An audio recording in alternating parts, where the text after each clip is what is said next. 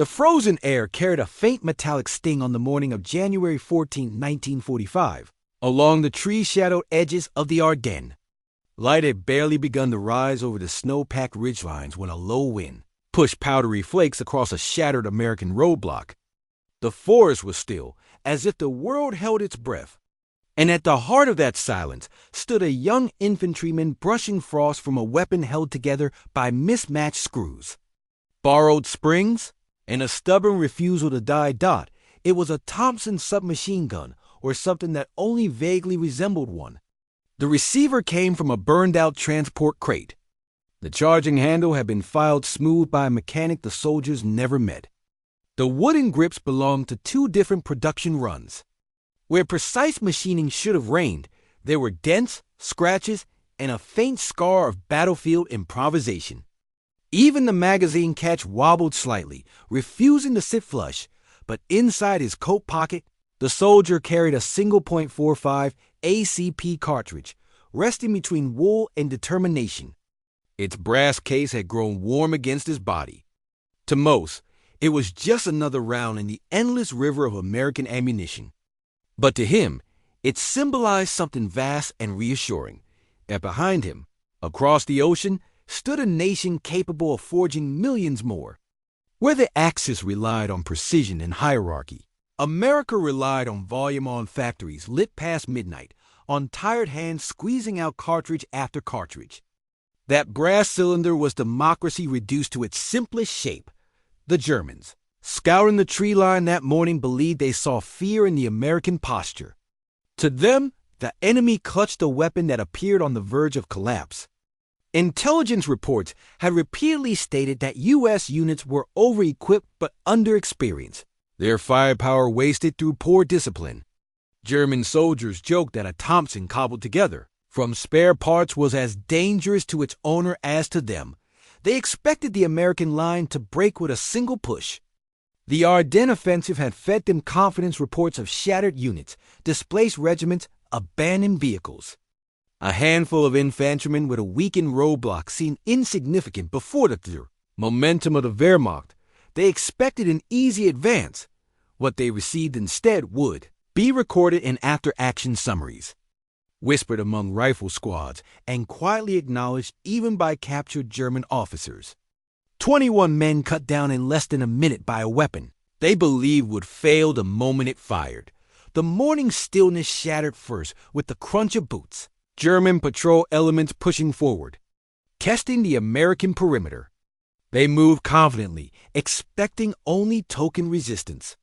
Their shadows flickered between trees, their breath rising in white plumes. Snow muffled their movement, but the forest carried the dull rhythm of approaching strength. The American infantryman crouched behind a half-collapsed log barrier, the spare parts Thompson resting across his knees.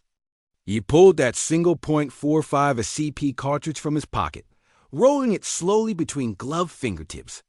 Its weight grounded him in a way training manuals never mentioned. It was the reminder that he was not alone, that behind him lay a vast, unseen force, a nation that built ammunition faster than fear could consume hope.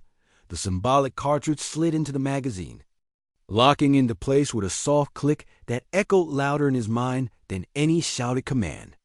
In that moment, he was ready. The Germans broke from the tree line in stagger formation, rifles raised, machine pistols ready. They believed the forest belonged to them now.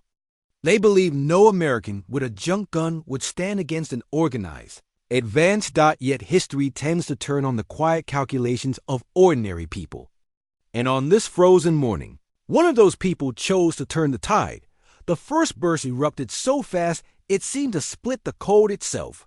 The Thompson derided, doubted, and rebuilt from scraps did not sputter. It roared. A heavy, deep-throated rhythm unique to the .45 ACP cartridge pulsed through the forest.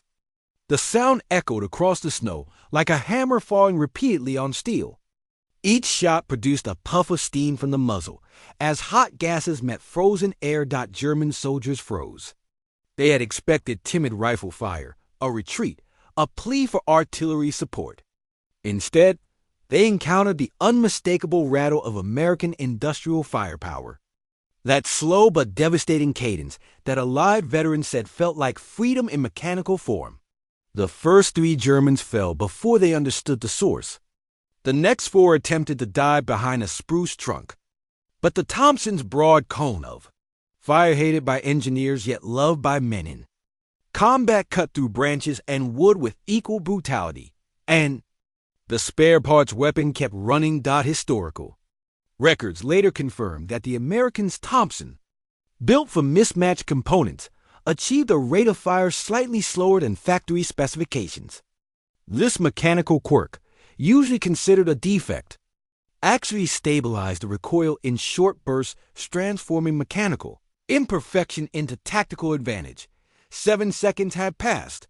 The Germans pressed back, shouting unheard commands, realizing too late that the American position was far from broken. Their expected advance became a disorganized scramble, driven more by shock than strategy. Snow burst upward as rounds struck the ground around them. Trees splintered. Powder drifted from branches. A group attempted a flanking maneuver, confident that the enemy's weapon must overheat or jam. German training emphasized mechanical superiority. They believed American equipment lacked precision. They believed this Thompson, with its loose screws and mismatched stock, would choke under sustained fire, but the American adjusted his stance, exhaled sharply, and fired again disciplined bursts, each one fueled by instinct shaped through chaos. The weapon shook in his hands, its barrel rising slightly with each pulse. Hot casings bounced against frozen bark. Smoke curled from the receiver, but the mechanism continued its determined cycle. 11 seconds. The Germans felt their momentum falter. They had expected to overwhelm. Instead, they were pinned down by a single man. A survivor later recalled that the Americans shot as if their weapons were built to be abused, a faint acknowledgement of the cultural divide between the armies. The Axis prized craftsmanship. The Allies prized output. American factories produced weapons not to be admired, but to be fired again and again. Without sentiment, and that philosophy now swept across the forest. 15 seconds. The Americans shifted positions, using the shattered log as partial cover, directly in line with the advancing unit's center. His Thompson traced arcs of fire across the snow, the .45 ACP rounds, each one carrying the industrial weight of a continent, tore through wool, canvas, and resolved. German grenadiers attempted to rally. 4 stood to return fire, but only 2 made it to their feet before collapsing under the sustained rhythm of the Thompson. Their planned assault dissolved into chaos. 20-5 seconds. The American reached for another magazine, hand steady despite the numbing cold. His breath formed clouds as he slammed it into place. The Thompson's bolt snapped forward with a ta. Metallic punch, a sound that became the drumbeat of this entire engagement. German survivors would later describe that sound as unyielding, a mechanical certainty that refused to break. 30 seconds. Germans finally began to retreat, dragging wounded comrades, abandoning their dead. But retreat in deep snow offered little protection. Their footprints carved desperate lines through the trees. Lines the Thompson followed with grim precision. 45 seconds. Silence returned slowly, hesitantly broken only by the fading echo of brass casings settling into snow. 21 German soldiers lay motionless. Others fled deeper into the forest, carrying with them disbelief that a force they mocked had turned so decisively against them. The roadblock still stood. The American line, anchored by a single infantryman with a supposedly worthless weapon, remained unbroken. Military reports filed later that afternoon listed the engagement. Bluntly, 1 soldier repelled enemy probe. Thompson malfunctions. None. A captured German officer, interviewed weeks later, summarized his men's shock with unexpected candor. Your soldiers fight with tools we believe crude. Yet in your hands, crude becomes sufficient. This quiet reversal, German precision meeting American adaptability, revealed a deeper transformation underway in the war. Axis powers had built their confidence on technological superiority. They expected the Allies to be predictable, to collapse under pressure, to remain dependent on factory-perfect weapons. Yet again and again, they encountered something more resilient: the ability of Allied troops to improvise, to adapt, to weaponize imperfection. The spare parts Thompson symbolized this spirit perfectly. It should not have functioned. It should not have survived the winter. It should not have halted a German advance. And yet, in the hands of a soldier whose belief outweighed mechanical flaws, it reshaped the battlefield. The single .45 ACP cartridge, the symbolic round he carried in his pocket, became a metaphor for the larger truth of the American war effort. It represented a nation that could produce more ammunition, more fuel, more rations, more hope than any Axis calculation could contain. It represented the belief that abundance, when fueled by purpose, could overpower precision.